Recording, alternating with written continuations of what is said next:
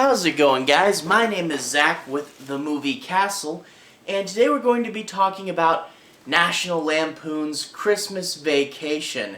This is from 1989, directed by Jeremy S. Chechik, and stars Chevy Chase, Beverly D'Angelo, and Randy Quaid.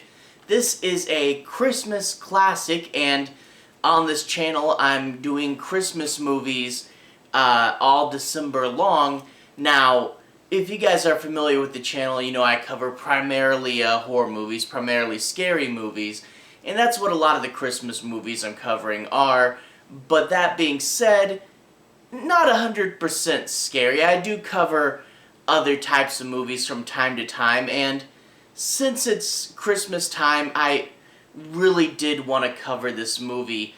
This is a movie I watch every single Christmas, and out of the Christmas movies you watch every year, this is probably the one that I look forward to watching the most. I mean, there's several classics that I watch every year, several that I'm really happy to see every single time, but I think this one is the one I like the most, so I had to make sure, you know, even though it's not exactly what I typically cover, I had to make sure to get this into the review, because this is a very fun Christmas movie, one of the best Christmas comedies of all time, and even when you take out the Christmas, one of the best comedies of all time. I guess I'll go ahead and talk a little bit about the plot.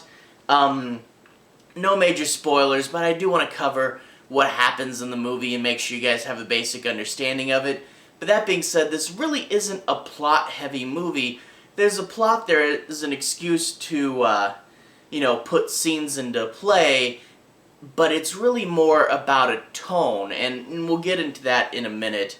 The movie opens up with an opening credits animation, which is really cool. I love it when they do something special for opening credits, you know, and I like to always try to mention that, you know, Night of the Demons had a cartoon that it opens up with. Jack Frost, which I just covered, had the fun Christmas ornament scene with the grandpa telling the story.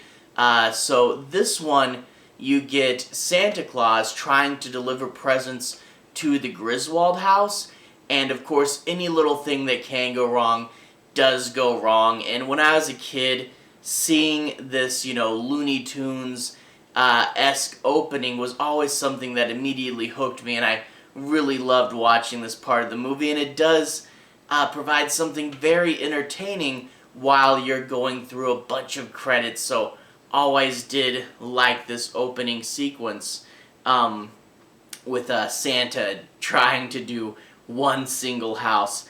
But anyway, you jump right in to the Griswold family, you know, Chevy Chase and Beverly D'Angelo as the parents. You know, you get the son and his older sister, and the son's actually played by the guy that would go on to be Leonard in Big Bang Theory, I believe. There's a few really interesting cameos and credits of people that you wouldn't expect to see in this movie.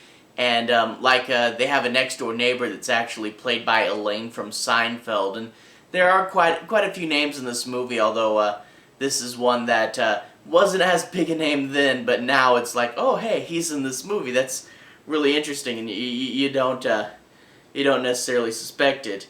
But it opens up with them driving down the road to get a Christmas tree in the middle of nowhere, and you get this fun scene where he antagonizes this guy on a truck, and then he's, you know, goes way too fast into the Christmas tree lot, and, well, it's not really a lot, it's he goes beyond that, and he goes into the woods, and he's trying to find the perfect Christmas tree, and of course he picks one that's way too big, but right off the bat, you know, you can see the kind of tone it's going for. You get Chevy Chase going way out into the Arctic to try to get something perfect, and that's really what this goes for. Is there's not too much plot, but the theme that really ties it together is what Chevy Chase is doing. Chevy Chase wants to throw a good old-fashioned family Christmas, but at the same time he wants to be over the top. He wants to be something spectacular that they can remember for generations and generations, and that quite often leads to him pushing himself way too far, and that is really exemplified in this opening scene. And it always, it comes on and I see this, I'm like, oh yeah, this scene. And that really is the whole movie. This movie, you can tell it's really good because it flows from classic scene to classic scene. Pretty much every time a new scene comes on in this movie, I'm going, oh yeah, it's this part, oh yeah, it's that part.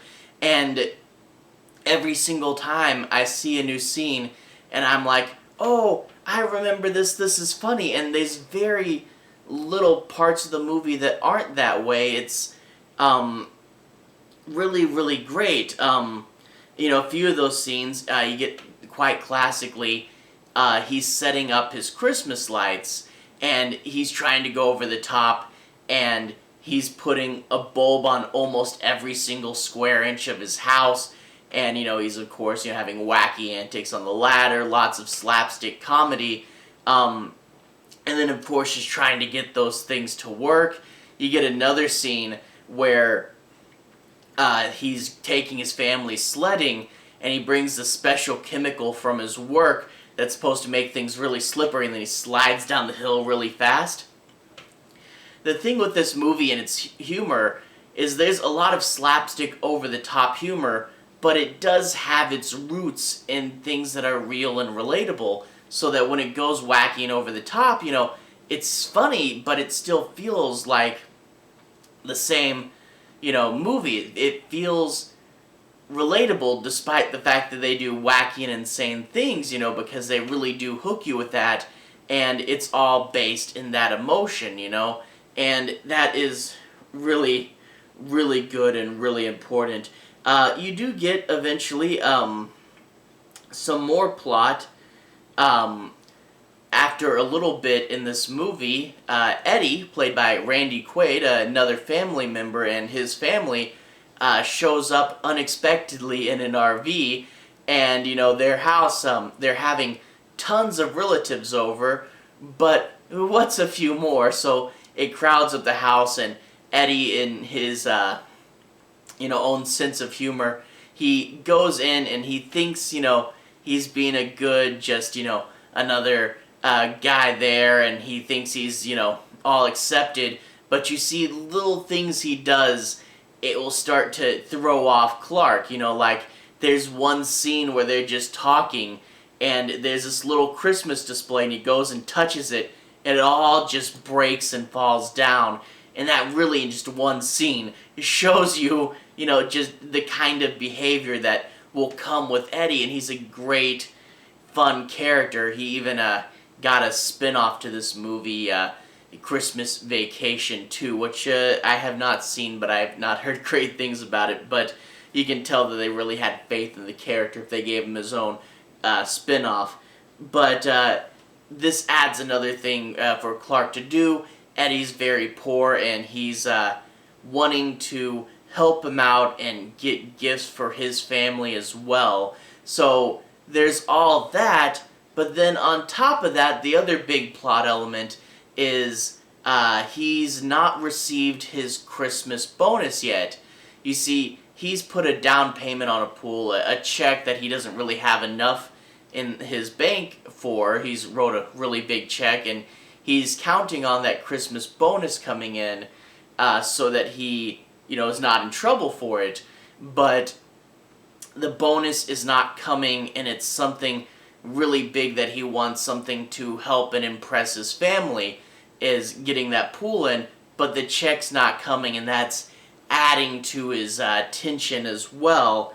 But anyway, that's about all the plot, really, because this does focus on Chevy Chase's character and wanting to throw a good Christmas, and that's the whole thing, is that's all he wants. It's this nice and noble goal, and yet everything seems to get in the way of that. And that's really him reaching for something that isn't that, big or hard of a goal. Now, granted, he does try to overreach a lot, but he just wants to throw his family a good family Christmas, something he wants his relatives to be proud and feel happy, and it's not some big epic quest, there's no car chases or, epic things like that.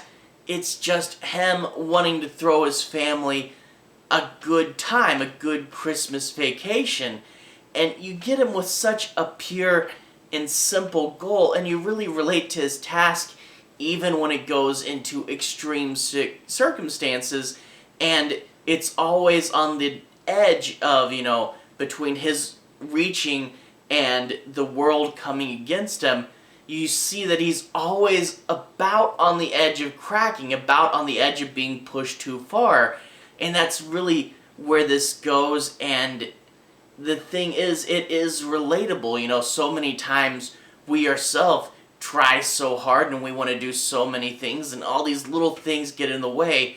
And even though this movie does have wacky slapstick humor, you point at the screen and you can say, that sounds like something I've thought or something I've done or something that someone I know has. There's several scenes in this movie where you actually really relate to his kid, and you're like, oh, that reminds me, of my dad around Christmas or something. Obviously not to the extremes of this movie, but it really is a really relatable movie, even though it does go into the slapstick. And, around Christmas time, trying to throw, a Christmas celebration, trying to have a good time, trying to make sure everyone's happy, it seems like each year, you relate more and more to this, and, as you do Christmas each time, you're like, oh, wow, this, I needed this movie, I needed to vent, and I watch this every year. This is a Christmas classic, although I will admit, this may be the superstitious part of my mind that goes over analyzing and stuff. But last year, 2019, my family, I think the situation was, I ate Thanksgiving dinner and then I, passed out. I took a nap and I woke up and they were all watching Christmas Vacation. It was pretty much over, and they watched it without me. So last year was the only year in a long while that I hadn't seen the movie around Christmas time. And then we got 2020, and the irrational, paranoid part of my brain goes, maybe it's because you didn't watch Christmas Vacation. And I know it's not, but I made sure to watch it this year, so don't worry. But yeah, I love this movie. I watch it every year. Each year, you notice little things that you hadn't noticed before, One year you notice, oh hey, they have Wally World mugs from another National Lampoon Vacation movie, the first one. Another year, someone points out, oh hey, Clark puts something in the cart, and then if you don't really even notice it, and then Eddie puts this big thing of dog food on and crushes it, but it just goes by so quickly. It's a funny joke and you don't even really notice it, and then you start seeing how all the scenes relate and everything connects to each other even more, and it is one of those that each time you watch it, you get a little more from it. But anyway, this is a classic Christmas comedy, and I really do recommend it, especially if you feel this way around the holidays, overworked and just wanting to get something good done. You have to check it out. Anyway, I'm going to be doing more Christmas movies all December long. At the end of the video, there'll be a playlist to all the Christmas movies I have reviewed so far, as well as a few other Christmas things. But anyway, to everyone who's watched so far, thank you for watching. To everyone who's liked and subscribed, thank you. You really are helping the channel out. I'll see you guys again very, very soon. Like I said, I do about 95% horror movies on here, so if that sounds like something you're interested in, I'd recommend sticking around. Anyway, I'll see you guys again very, very soon. Have a good day. And if you want more Christmas, I'll put a Christmas playlist down there. Anyway, see you guys again very, very soon.